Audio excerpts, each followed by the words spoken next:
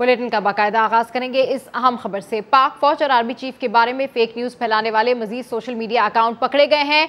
FIA cyber crime wing ने अवाम और फौज के दरमियान नफरत पैदा करने की कोशिश करने वालों को बेनकाब कर दिया।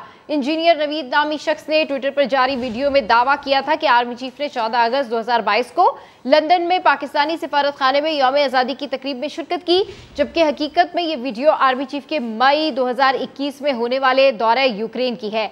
बैरून मुल्क मुकीम फेक वीडियो फैलाने वाला न सिर्फ खुद PTI का सरगर्म सपोर्टर है, बल्कि इसकी फेक खबर को हजारों की तादाद में लाइक और रीट्वीट करने वाले भी PTI के हामी निकले हैं। इंतहाई अहम मामला, पाक फौज और आर्मी चीफ के बारे में फेक न्यूज फैलाने वाले मजीद सोशल मीडिया अकाउंट्स पकड़े गए हैं। FIA साइबर क्राइम विंग ने अवाम और फौज के दरमियान नफरत पैदा करने की कोशिश करने वालों को बेनकाब कर दिया है।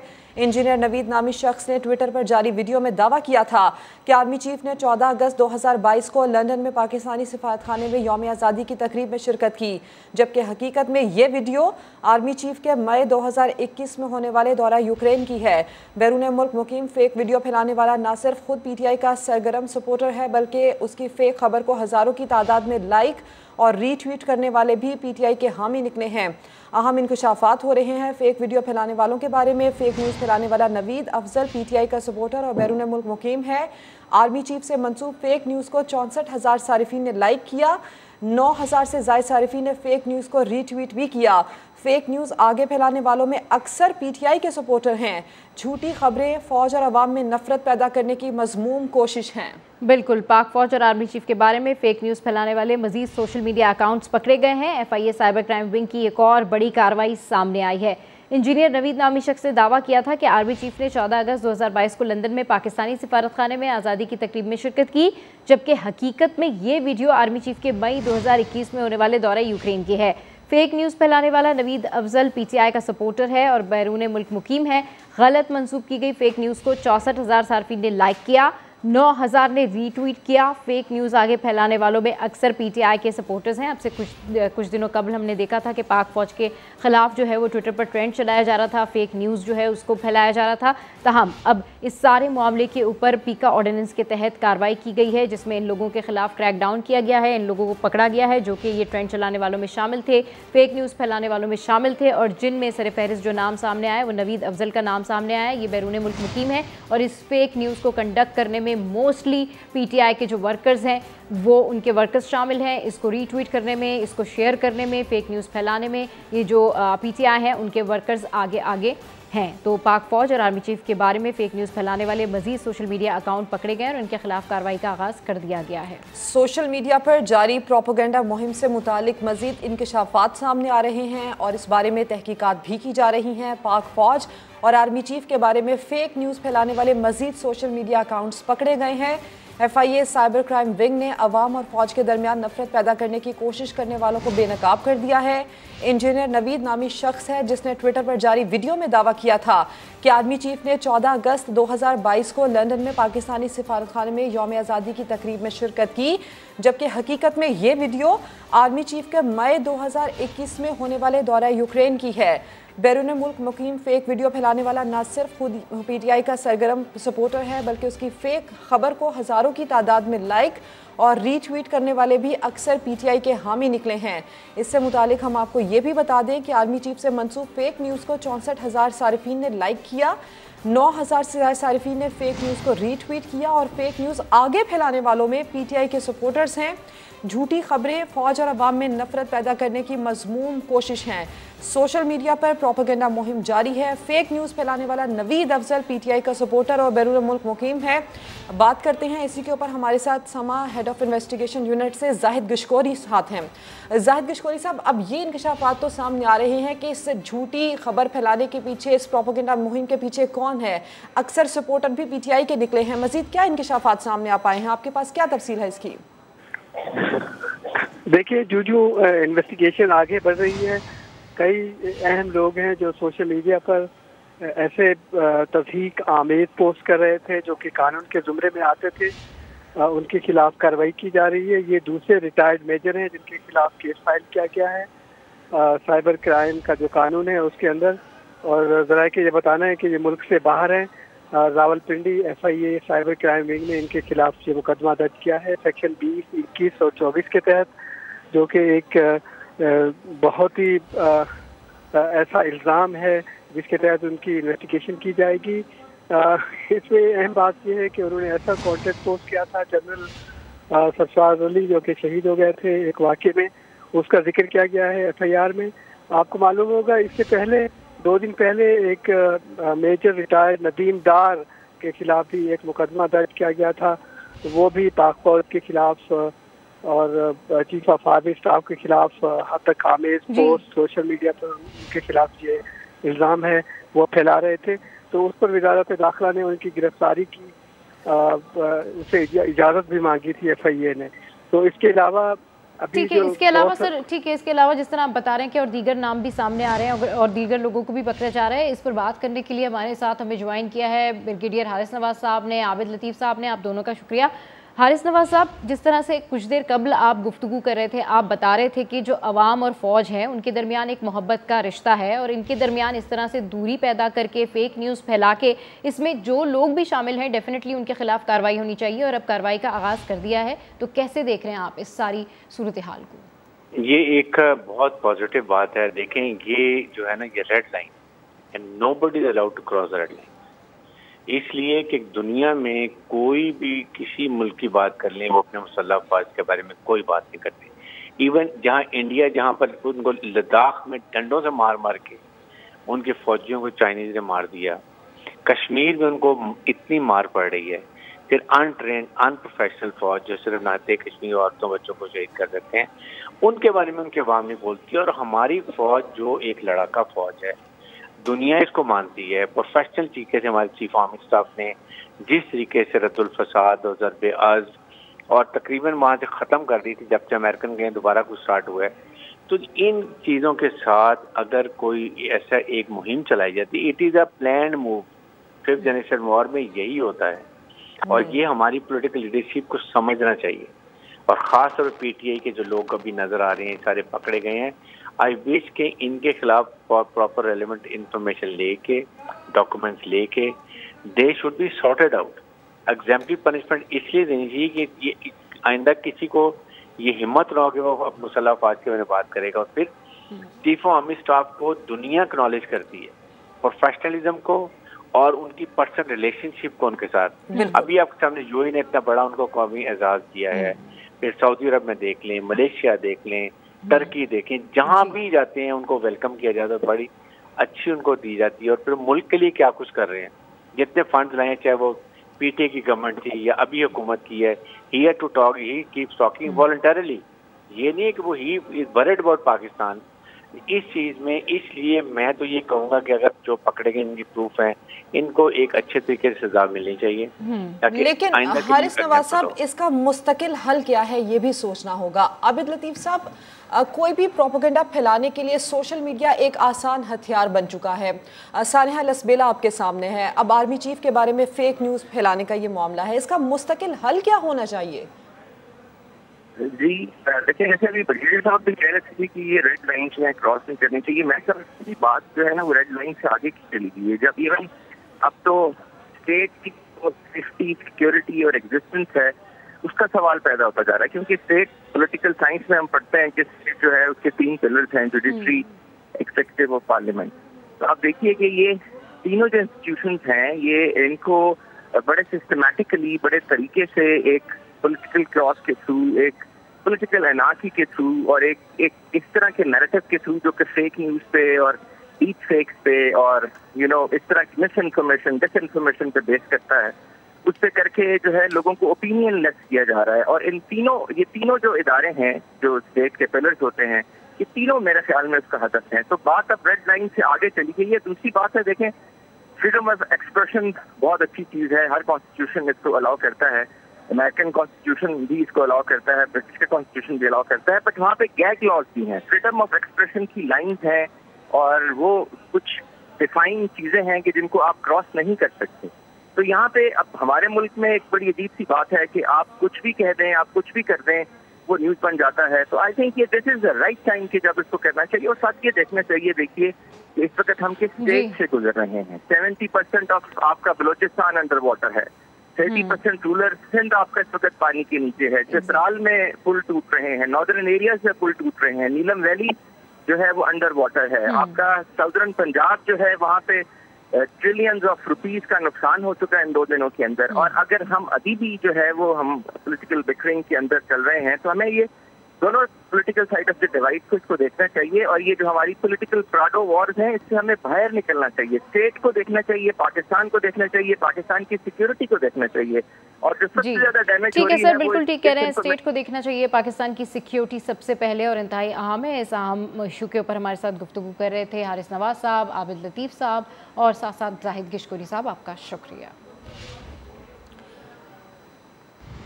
आगे बढ़ते हैं। नेशनल डिजास्टर मैनेजमेंट अथॉरिटी ने मानसून बारिशों के दौरान जानी और माली नुकसान के आदाद-ओ-शुमार जारी कर दिए हैं। 15 जून से 19 अगस्त तक मजमूई तौर पर 692 अफराद जान बहक हुए।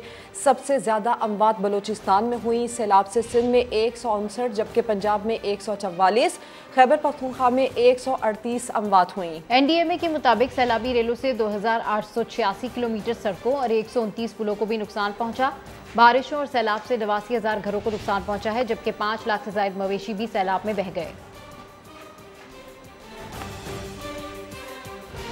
बलूचिस्तान में बारिशों और सैलाब से मजीद 8 अफराद जान बहक हो गए। खुजदार और कोहलू के ज़मीनी रास्ते बहाल न हो सके। सैलाब के बाइस जान बहक अफराद की तादाद 215 हो गई है। 23,000 घर तबाह हो चुके हैं, जबकि मजीद नुकसानात का भी खदशा जाहिर किया जा रहा है। Army chief general Qamar Javed Bajwa का कोर कमांडर बलूचिस्तान से राब्ता, सैलाब की सूरत हाल से मुतालिक आगाही हासिल की। जनरल कमर जावेद बाजवा ने कहा कि रिलीफ, रेस्क्यू और बहाली के कामों में सिविल इंतजामिया से हर मुमकिन ताउन किया जाए। पाक फौज मुश्किल वक्त में मुतासरीन के साथ खड़ी है। पाक फौज इमदादी सरगर्मियां कौमी फरीजा समझकर अंजाम देगी। अब आपको ये बताएं कि सिंध और बलूचिस्तान के कई शहर पानी में डूबे हैं। सैलाब की तबाहकारियां जारी हैं, बंद टूट चुके हैं, घर बह चुके हैं, फसलें तबाह हो गई हैं। खैरपुर का बुरा हाल है, नारा में बंद टूट गया, 30 से ज़ायद देहात डूब गए। सोहबतपुर में सैलाब से केनाल में शगाफ पड़ गया, 20 से ज़ायद गाँव ज़ेरे आब आ गए। पानी तेजी से जैकबाबाद की तरफ बढ़ने लगा है।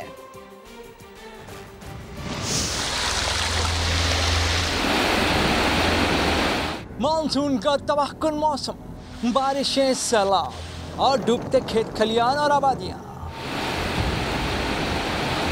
3 रोज की मुसलसल बारिश की वजह से खैरपुर शहर दरिया का मंजर पेश करने लगा। शाहराहों पर 5-5 फीट से ज्यादा पानी जमा हो गया। एक मकान की छत गिर गई। एक ही खानदान के कई अफराद मलबे में दबकर जाँ बहक हो गए। पड़ोसियों ने अपनी मदद आप के तहत लाशों और जख्मियों को निकालकर अस्पताल मुंतकिल किया। सिंध में खीरतर के पहाड़ी सिलसिले और काचू में बारिश के बाद नदी नाले फिर उबल पड़े। काचू में सैलाबी सूरत हाल है। सैकड़ों देहात का तहसील जूही और जिला दादू से राब्ता कट गया। तफरीही मकाम गोरख हिल स्टेशन का भी रास्ता बंद हो गया। कोहलू का कोयटा समेत अंदरूनी बलूचिस्तान से जमीनी राब्ता टूट गया। सड़कें सैलाब में बह गई। ट्रांसपोर्ट की आमोदरफ्त बंद है। सोबतपुर में सैलाब से पिट फीडर कनाल में शगाफ पड़ गया। 20 से ज्यादा गाँव डूब गए। पानी तेजी से जैकबाबाद की तरफ बढ़ने लगा। सरहारी शाहपुर चाकर रोड पर सीम नाले में 50 फीट चौड़ा शिगाफ पड़ गया। पानी से वसी इलाका ज़ेरे आब आ चुका है। खुजदार के देहात में शदीद बारिश है। गरीशा तहसील वुड और करक में काफ़ी नुकसान हुए। अहमद शाहरा, वंगू और भलोंग के मकाम पर बंद है। और लोरालाई पुलिस ने सैलाब में जज्बा खिदमत की आला मिसाल कायम कर दी। स्कूल के बच्चों को रेस्क्यू किया, नदी पार करवाई। इलाके के दीगर लोगों की भी मदद कर रहे हैं। जनूबी पंजाब के इजला में भी बारिशों ने तबाही मचा दी। कोसलमान से आने वाले सैलाबी रेलों ने डेरा गाजी खान और तौसा शरीफ के मुज़ाफ़ाती इलाकों को लपेट में ले लिया। लैंडस्लाइडिंग के बायस पंजाब को बलूचिस्तान से मिलाने वाली कौमी शाहराह 4 रोज बाद भी ट्रैफिक के लिए बहाल नहीं हो सकी। इस हवाले से रिपोर्ट कर रहे हैं अख्तर अली। कोहे सुलेमान पर मुसलसल बारिशों ने डेरा गाजी खान और तौसा शरीफ के सैलाब मुतासरीन की मुश्किलात में इजाफा कर दिया। बरसाती नाला वहुआ और नाला वडोर में तारीखी सैलाब रिकॉर्ड किया गया। दर्जनों देहात और सैकड़ों बस्तियां ज़िर-ए-आब आ गयी। घर मलबे का ढेर बन गए। लोग खुले आसमान तले आ गए। सैलाब से डेरा गाजी खान का 6 लाख एकड़ रकबा डूबा हुआ है। 310 देहात मुतासर हुए और 2 लाख से जायद एकड़ पर तैयार फसलें बर्बाद हो गयी। सड़कें टूट गयी, पुल बह गए। तकरीबन 32 हमारी यूनियन काउंसिल जो है वो इफेक्ट हुई है। 310 देहात जो है वो हुए हैं, जिनका तो टोटल रकबा अगर देखें तो तकरीबन 6 लाख एकड़ के करीब जो है ना रकबा इफेक्ट हुआ है, जिसमें से जो काश्त में था वो तकरीबन 2,03,000 के करीब एकड़ जो है जो ज़ेरे काश्त थे वो पानी में इनंडेट हुए हैं। कौमी शाहरा इंडस हाईवे तौसा शरीफ में 3 मकामात पर बह चुकी है, जबकि बैनुल सूबाई शाहरा कोयटा रोड नीली मट्टी के मकाम पर लैंड स्लाइडिंग के 22 4 दिन से बंद है। अख्तर अली, समा, डेरा गाजी खान। कराची में 23 और 24 अगस्त को तेज़ बारिश होगी। महकमा मौसमियात ने पेशगोई कर दी। हैदराबाद, ठट्ठा और दीगर शहरों में भी बादल बरसेंगे, जबकि मौसम का हाल बताने वालों का कहना है कि आज से 23 अगस्त तक पंजाब, खैबर पख्तूनख्वा में भी बारिशें मुतवक्के हैं।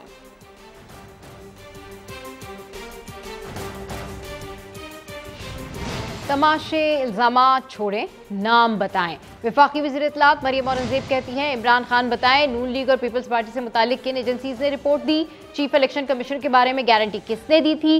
किसके कहने पर झूठे इल्ज़ाम लगाए और जेलों में डाला गया? शहबाज गिल से इदारों के अंदर बगावत का बयान क्यों जारी करवाया? क्यों लसबेला के शोधा के खिलाफ सोशल मीडिया ट्रोलर से मुहिम चलाई? इदारों के खिलाफ बगावत पर उकसाने के इल्ज़ाम में गिरफ्तार रहनुमा तहरीक इंसाफ शहबाज गिल इस्लामाबाद के पिम्स अस्पताल में ज़ेर इलाज हैं। शहबाज गिल के तमाम टेस्ट नॉर्मल आए हैं, लेकिन सांस लेने में तकलीफ की शिकायत बरकरार है, जिसके बाद मेडिकल बोर्ड ने एंजियोग्राफी का फैसला किया है। तशखीस के बाद दवाओं में रद्दोबदल का फैसला किया जाएगा। शहबाज गिल के जिस्मानी रिमांड के खिलाफ इस्लामाबाद हाई कोर्ट में ज़ेरे इल्तवा केसेस में वफाकी हुकूमत ने मजीद दस्तावेजात जमा कराने की दरख्वास्त दायर कर दी। स्पेशल प्रोसिक्यूटर रिजवान अब्बासी की जानिब से दायर दरख्वास्त में शहबाज गिल के पिम्स से होने वाले तिब्बी मुआयने और जुडिशल मजिस्ट्रेट के ऑर्डर को रिकॉर्ड का हिस्सा बनाने की इस्तदा की गई है। शहबाज गिल की दरख्वास्त इस्लामाबाद हाई कोर्ट के कायम मुकाम चीफ जस्टिस आमिर फारूक की अदालत में पीर के रोज़ दोबारा समाअत के लिए मुकर्रर है। अदालत ने गुज़िश्ता समाअत के तहरीरी हुक्मनामे में करार दिया था कि रिमांड के खिलाफ पीर के रोज़ मेरिट पर दलाल सुने जाएंगे। उसी रोज़ IG इस्लामाबाद को शहबाज गिल पर मुबैना तशद्दुद की इब्तिदाई इंक्वायरी रिपोर्ट भी जमा कराने की हिदायत की गई है।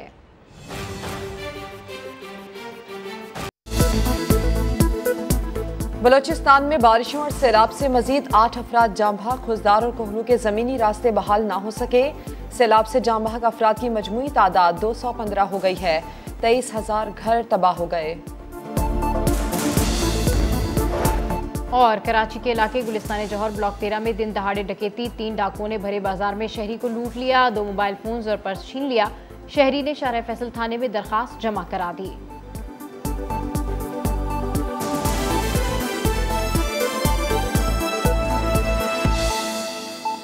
PTI रहनुमा फवाद चौधरी कहते हैं कि शहबाज गिल के जिस्म पर तशद्दुद के निशान हमने खुद देखे हैं, मजिस्ट्रेट को भी दिखाए गए हैं। मातहत अदालतों के जजेस ने दलेरी दिखाई। फवाद चौधरी ने शहबाज गिल पर तशद्दुद की आज़ादाना इंक्वायरी के लिए ख्वाजा साद रफीक, मुस्तफा नवाज खोकर और श्री मजारी पर मुश्तमिल पैनल की तजवीज़ दे दी है। वज़ीर आज़म से कहा कि वक्त है वो भी इस तशद्दुद की मजम्मत करें।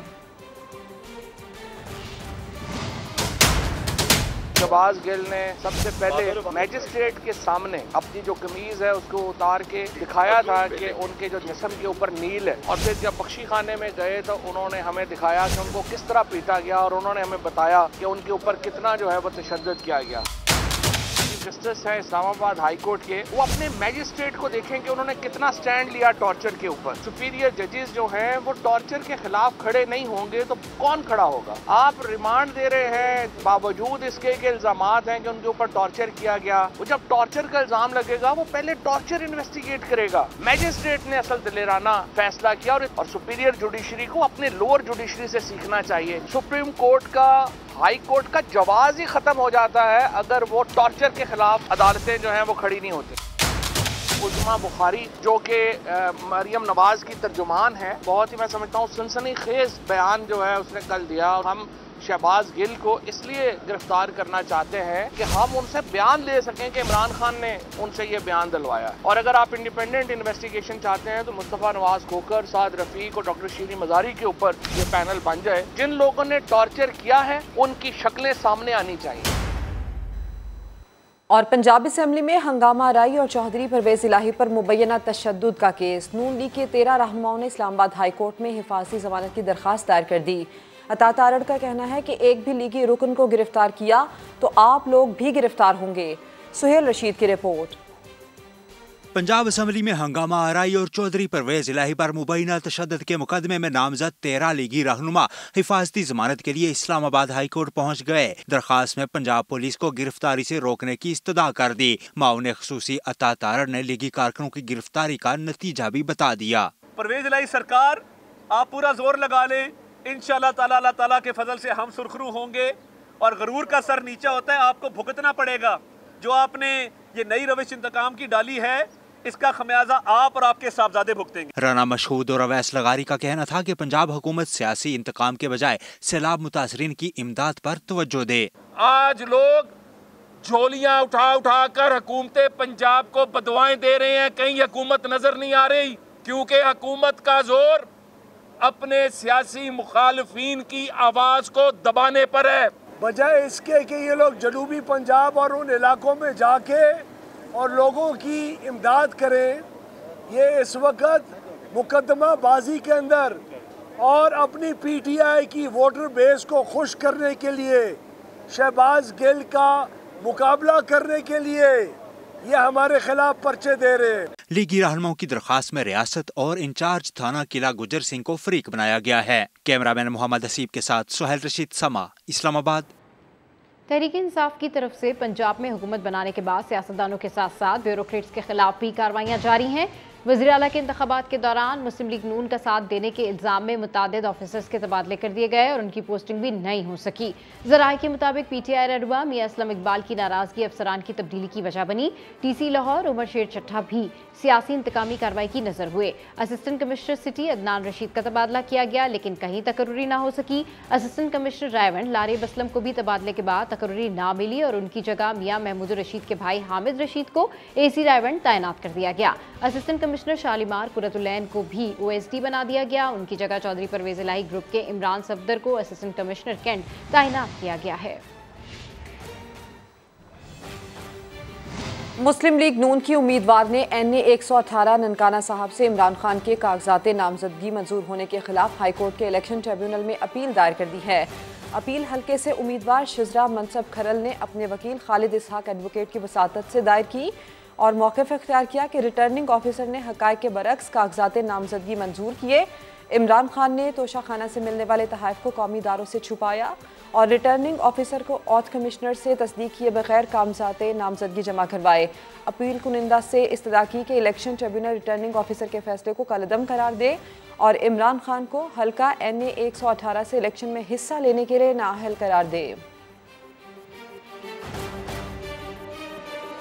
वज़ीर आज़म ने Pakistan medical and dental council के अरकान को ओहदे से हटा दिया। वज़ारत सेहत ने नोटिफिकेशन जारी कर दिया। मज़ीद तफ़सीलात जानते हैं अरहम खान से। जी अरहम खान, क्या कहा गया है नोटिफिकेशन में? सभा ऐसा ही है, पाकिस्तान मेडिकल एंड जो डेंटल काउंसिल है उनके अरकान को वज़ीर आज़म ने हटा दिया है और वज़ारत सेहत ने अरकान की जो नामजदगियाँ हैं वो वापस लेने का नोटिफिकेशन भी जारी कर दिया है। और नोटिफिकेशन में बताया गया है कि 25 सितंबर 2020 के नोटिफिकेशन के तहत जो नामजद मेंबरान हैं उनको हटाया गया है। इसके अलावा नोटिफिकेशन ये भी है कि जो मेंबरान हटाने का जो फैसला है उस पर अमल दरामद फौरी तौर पर होगा। जी ठीक है, अपडेट करने के लिए शुक्रिया। यहाँ आपको ये बताएं कि कौमी क्रिकेट टीम को बड़ा धचका, इंजरी का शिकार शाहीन शाह अफरीदी एशिया कप और इंग्लैंड के खिलाफ होम सीरीज से बाहर हो गए हैं। डॉक्टर्स ने उनको तवील आराम का मशवरा दिया है। शाहीन शाह अफरीदी 4 से 6 हफ्ते आराम करेंगे। शाहीन शाह अफरीदी इंग्लैंड के खिलाफ होम सीरीज भी नहीं खेल पाएंगे। तो कौमी क्रिकेट टीम के लिए ऐसे में ये बड़ा धचका है। इंजरी का शिकार शाहीन शाह अफरीदी एशिया कप और इंग्लैंड के खिलाफ होम सीरीज से बाहर हो गए हैं। डॉक्टर्स ने उनको तवील आराम का मशवरा दिया है। शाहीन शाह अफरीदी 4 से 6 हफ्ते आराम करें, डॉक्टर्स का ये कहना है। शाहीन शाह अफरीदी इंग्लैंड के खिलाफ होम सीरीज भी नहीं खेल पाएंगे। अच्छी खबर नहीं है शायकीन क्रिकेट के लिए भी ये, और कौमी क्रिकेट टीम को भी बड़ा धचका है। इंजरी का शिकार हुए हैं शाहीन शाह अफरीदी। अब वो एशिया कप और इंग्लैंड के खिलाफ होम सीरीज से बाहर हो चुके हैं, जबकि डॉक्टर्स ने शाहीन शाह अफरीदी को तवील अरसा आराम करने का कहा है। कहा जा रहा है कि वो 4 से 6 हफ्ते आराम करेंगे। शाहीन शाह अफरीदी इंग्लैंड के खिलाफ होम सीरीज भी अब नहीं खेल पाएंगे। इंजरी का शिकार हुए हैं शाहीन शाह अफरीदी और अब वो कुछ अरसे के लिए आराम करेंगे। एशिया कप और इंग्लैंड के खिलाफ होम सीरीज़ नहीं खेल पाएंगे और बताया जा रहा है कि 4 से 6 हफ्ते वो आराम करेंगे और शाहीन शाह अफरीदी इंग्लैंड के खिलाफ होम सीरीज़ भी अब नहीं खेल पाएंगे। डॉक्टर्स ने उनको आराम करने का मशवरा दिया है। शायकीन क्रिकेट के लिए भी अच्छी खबर नहीं है और कौमी क्रिकेट टीम के लिए भी ये बुरी खबर है। इंजरी का शिकार हुए हैं Shaheen Shah Afridi, fast bowler. Asia cup और इंग्लैंड के खिलाफ होम सीरीज से बाहर हो गए हैं, नहीं खेल पाएंगे। 4 से 6 हफ्ते शाहीन शाह अफरीदी आराम करेंगे। IMF से मुआहदे में माली शफाफियत और बेहतर एहतसाब की यकीन दहानी करा दी। इस ज़मन में फरीकैन में अवामी नुमाइंदों और आला सरकारी अफसरान के बैरून मुल्क असासों की तफसीलात आम करने पर इत्तफाक हो गया है। बात कर लेते हैं, नुमाइंदा खुसूसी शकील अहमद साथ हैं। शकील, बताइएगा पाक IMF मुआहदे की मजीद क्या तफसील है आपके पास?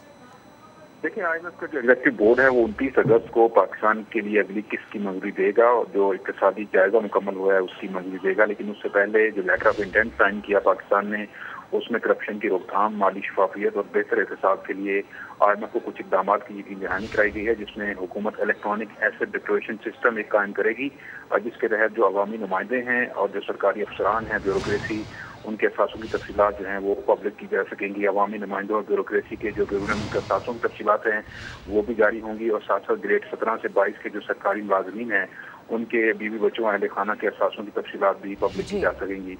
और साथ ही कहा गया है कि लोन या बैरून मुल्क असासे छुपाने वालों के खिलाफ कार्रवाई होगी। अब IMF का बोर्ड इसकी मंजूरी देगा तो इसकी मज़ीद तफसीलात सामने आएंगी। तफसील बताने के लिए आपका शुक्रिया शकील अहमद। कराची के हल्का NA 245 में ज़िमनी इंतखाबात का मार्का कल होगा। हल्के के अवाम को किस जमात से क्या तवक्कुआत हैं, जानते हैं मोहम्मद अली हफीज़ की रिपोर्ट में।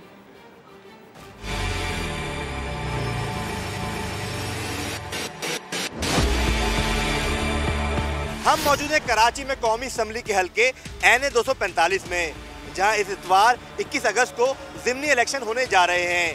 ये नशिस्त मेरे अकब में नजर आने वाले मकान के मकीन डॉक्टर आमिर लियाकत हुसैन के इंतकाल के बाद खाली हुई थी। इस हल्के के वोटर्स इस ज़िमनी इलेक्शन को लेके क्या राय रखते हैं, आइए उन्हीं से जानते हैं। वोट डालने जाएंगे तो किसको वोट देंगे? फारूक सत्तार को। फारूक सत्तार को। वजह? ताला इलाके के आदमी हैं और काम करने वाले हैं वो। हम तो इंशाल्लाह ताले पे वोट लगाएंगे। किसको देंगे वोट? PTI TLP तेरी के लब्बाई।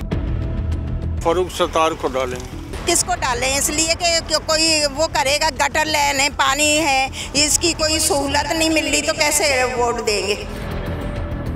तो यहाँ हम लोग का हालत बुरी हुई है, इन लाइनें कौन सही कराएगा? ज़िम्मेदारी से हमारा कोई वास्ता नहीं भाई। क्या लगता है अब कौन जीतेगा यहाँ से? MQM, फाउस्तार, PSP? न्यूट्रल है। PTI? किसी में भी। किसको वोट दोगे? किसी को नहीं। वजह? मर्जी मेरी, मर्जी मेरी। आप किसको वोट दोगे? माजिर कौमी मोमिन हकीकी आफाक भाई जी। आफाक भाई बिल्कुल नहीं डालेंगे हम। वजह? परेशान है। मैं तो देखो बात सुनो, झूठ नहीं है, इमरान को दूंगी। NA 245 के ज़िमनी इंतखाब में कौन सा उम्मीदवार कामयाब होगा, इस सवाल का जवाब तो नताइज आने के बाद ही सामने आएगा। लेकिन यहाँ के लोग कहते हैं कि यहाँ पर मुकाबला सख्त होगा। कैमरामैन इमरान खान के साथ मोहम्मद अली हफीज़, समा, कराची। खबरों की अपडेट्स के लिए आप विजिट कीजिए sama.tv। इसके अलावा आप हमें फेसबुक और ट्विटर पर भी ज्वाइन कर सकते हैं। एक ब्रेक के बाद हाजिर होंगे हेडलाइंस के साथ। देखते रहिए समा।